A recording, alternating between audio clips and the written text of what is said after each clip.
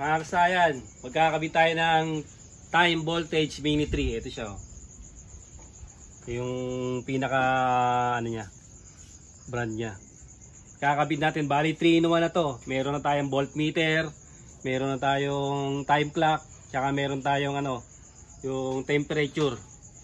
Malalaman natin kung gaano kainit o gaano kalamig.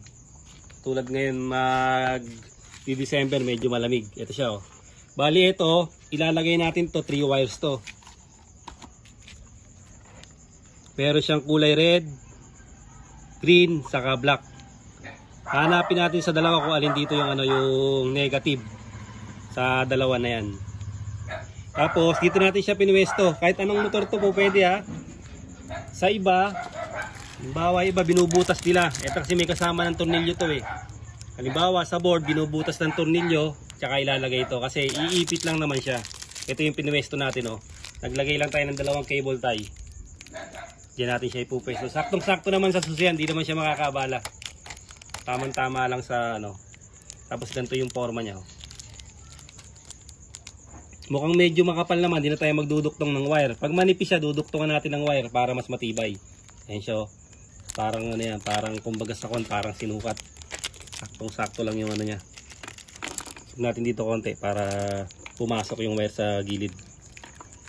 Sa gilid natin papadaanin yung wire. Ma-adjust pa naman yan. Yan, para yung yan sa gitna, oh. Tapos meron na siyang ano, pang safety natin yung ano, yung tawag dito, glue stick.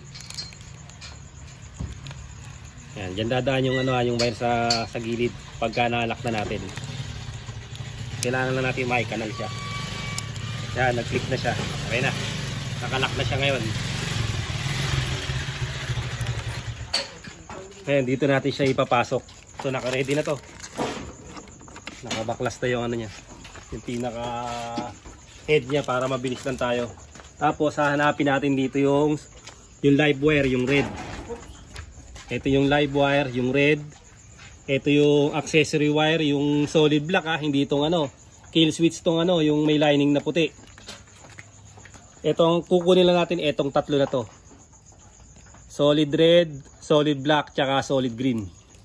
Diyan natin iwa-wire yung tatlong wire nitong ano, tong voltmeter natin. Ayan na muna natin dito para lumabas yung wire niya. Hanapin nyo lang yung susian. Sa susian lang kayo maghanap. Kailangan to meron siyang live wire.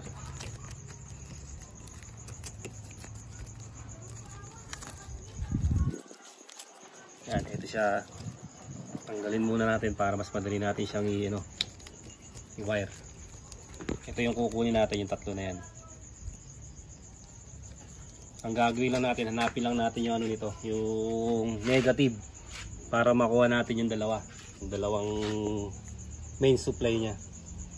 So ayan na natin ating stripper na laging namamasyal. Ito ang laging namamasyal na stripper siya. Tingnan natin, pag masyadong manipis, duduktukan natin ng wire para mas matibay siya. Ano naman, makapal-kapal naman yung ano niya, yung wire niya. Okay naman yung wire niya. Hindi kagaya sa mga ano, sa Eagle Eye, masyadong maliit, kaya mas magandang dagdagan.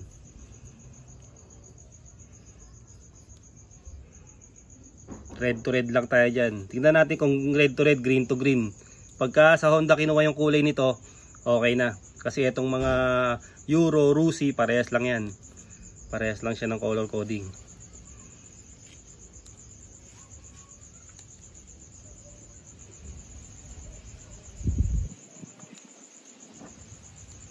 Para meron na kayong, lalo maganda to sa mga ano, yung mga pumapasok sa trabaho, hindi ka nadudukot ng cellphone. Dahil meron ka na mismong orasan sa motor mo. Nahin natin yung solid red. Ito yung live wire to, Ito yung live wire ng motor. Kahit nakapatay, meron tong supply.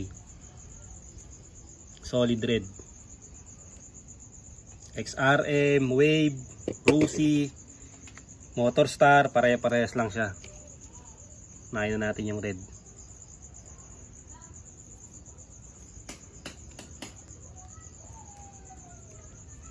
Saktong sakto yung pinaglagay natin. Tutok, pakita mo sa kanila para alam nila yung pinaglagay natin ng ano, ng 3-way na voltmeter. Yan. Yan, saktong sakto yan. Parang kalimbawa Rider 150 dyan na rin. Mga XRM sa gitna lang din, cable tie lang yan. Kahit di nyo nagamitin yung tornilyo, pwede yan. Okay, solid red natin, nakakabit na. Tapos itong black or green, tignan natin kung alin ang negative.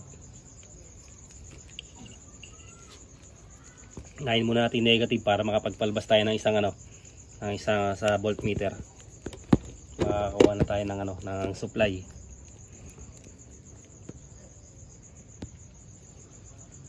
Ito yung negative niya, kulay green. Pwede rin body ground. Buksan lang natin tong ano, yung susian niya para ma-testing natin kung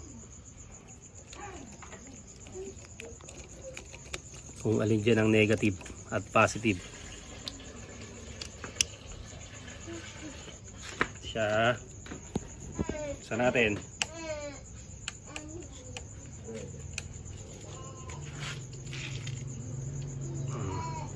Okay. Tapos itong green. Subukan natin sa green.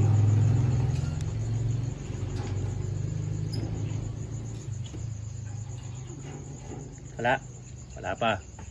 Tikip natin ito dito sa positive. Wala. Yung black. Dikit natin yung black. Wag muna natin siyang ipipix. Dikit-dikit lang.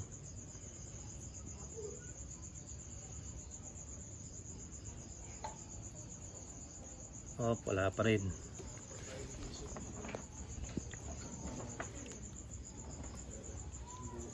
Baka hindi nadidikit pabuti negative natin. Solid green. Ano muna natin, body ground muna natin para mas maano. Kailan malayo yung body ground.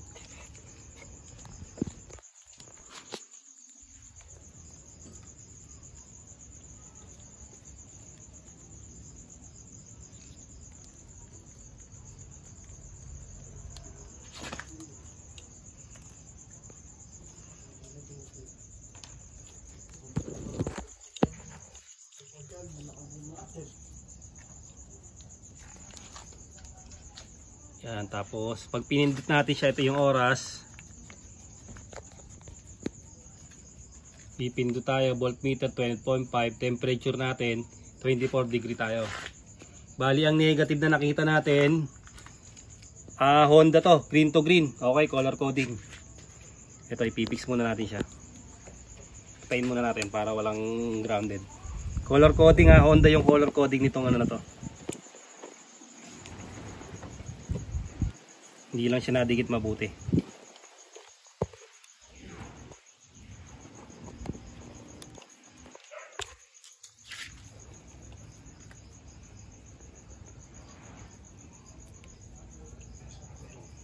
Nakapal-kapal naman yung wire nito kaya hindi na kailangan magduktong pa.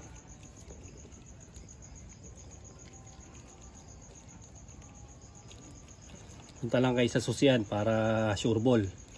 Mahanap nyo agad yung paglalagyan. Kung battery operated, hanap lang kayo ng ground. Negative or body ground. Kung battery operated yung motor nyo, kasi dalawa lang siya. Dalawa lang yung ano niya. Yung kulay ng susian niya, isang accessory wire saka isang live wire. Ito may kill switch. Kasi ano to, primary type.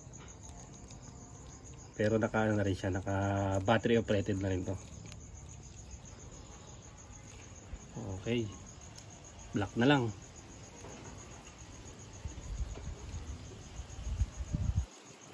Solid black, wag sa isa kill switch 'yun.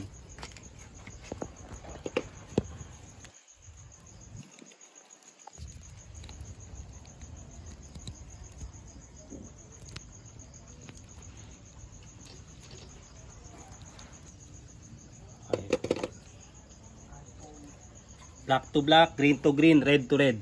Honda ang color coding nitong ano na to, voltmeter na to. Hinihikayat ko kayong maglagay nito kasi napaka-importante nito sa motor. Malalaman nyo kung pasira na yung battery, malalaman nyo kung overcharging, malalaman nyo kung di nagcha-charge yung battery, sira yung charging system o sira yung sa wiring. Marami siyang benefits na makukuha niya sa voltmeter. Maiwasan yung masirain yung mga battery, tsaka puputukan kayo ng ilaw kasi mamomonitor na agad gawa ng voltmeter. Ito hindi lang voltmeter, may orasan pa. Hindi ka nadudukot ng cellphone dito para lang tingnan yung oras kung sakali nagtatrabaho ka sa mga kumpanya. Okay, testing na natin. Dito siya. Ito na siya oh. Pagka ilalagay natin siya sa oras, tingnan mo dyan kung anong oras na. 6:39 pa. 6:30. Ito, ganito gagawin natin ano. Didinan lang natin siya. Tapos 24 o 12. Yan, hintayin lang natin siya. Tapos 6:30. Lagyan natin sa 6. Take 6 ano, 31. 39 to. Ayan, tapos yung pagkano dapat hindi siya abutan ng paggalaw. Kailangan diinan nyo lang siya ha. Ayan, 12. Tapos 6. Pag lumipat, tsaka nyo siya ililipat sa kabila. Ayan. Saan siya ilalagay sa 39.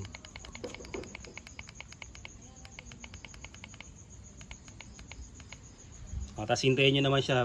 Mag-ano na siya. Okay na. Yan na yung pinaka oras niya. Ngayon, pagka pinatay nyo siya, dapat yan pa rin yung oras niya nababalik sa kanya. Yan yung oras ha. Ngayon pag magbo-voltmeter kayo, pindutin nyo lang siya. Ayan na yung natin 11.8. Okay, gas pa ba tayo?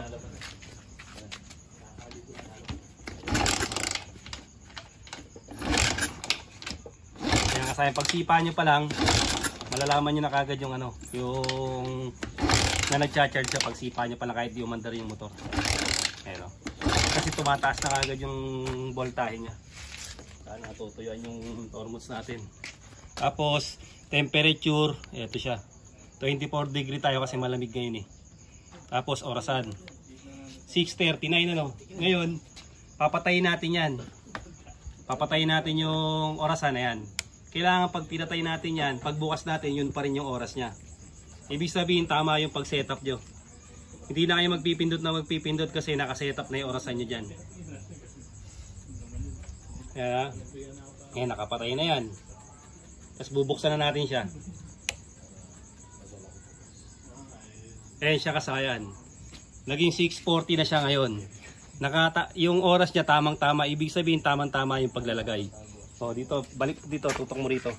Ganun lang kasimple kasayan ng color coding ng Honda, ng Rusi, ng Motorstar, ng Euro. Pare-parehas lang ang kulay ha. Pare-parehas lang yung kulay nila. Ng Wave, XRM. Pare-parehas lang siya yung kakulay nito. Pero pwede ito kahit saan. Sa kulay lang sila magkakatalo kung ano yung accessory wire. Tutok muna sa ginawa natin. Ayan o. 640. Patayin uli natin. 640 dapat hindi siya magsi-0-0. Hindi siya magsi-0-0 kasi ano. Pag binalik natin sa niya, yung pa rin ang papasok na oras. Okay, 6:41 na kasayan. Hanggang dito na lang mga kasayan. Salamat sa panonood.